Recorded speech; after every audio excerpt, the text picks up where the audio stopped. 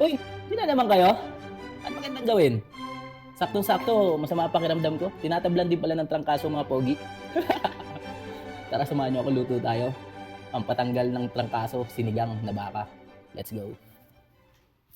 Nagsimula sa simple na pasulyap-sulyap, nagpapapansin sa'yo. Umabot sa palitan ng mga mensahe, kilig na kilig ako. Lagyan din natin ng labanos. Kumusta? Kain na? Hello, magandang umaga. Siyempre, maghihimay tayo ng damong legal. Huwag kang Kangkong. masyadong magpupuyat pa. Uy, siyempre di mawawala ang gabi. Naramdaman ang puso na dahan-dahan akong nahuhulog Kasi kinakain nga ng hilaw to eh. Sa kada Uy guys, araw malambot na yung baka. natin Tara, umpisan na natin magluto. napag-usap, meron ang namumuo.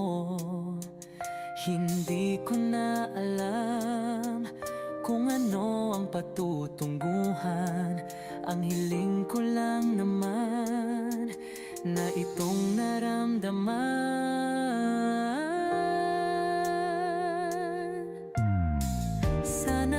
Sana naman ay mapagbigyan na at nang mapakinggan ang tibok ng puso kong sa'yo lang. Guys, luto na kayo sinigang.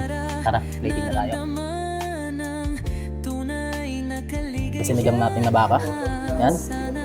Sana naman Pasok guys, plating na tayo ng pagkain natin. Tikman na natin guys. First bite. Uy, may plato. Ngunit biglang katahimikan, wala namang matandaan na nasabi baka sakaling ika'y aking nasaktan. Nandito na lang, kakain na muna kami. Bigla na lamang Buwayan muna. ika'y di Lloyd, nagparamdam. ingat.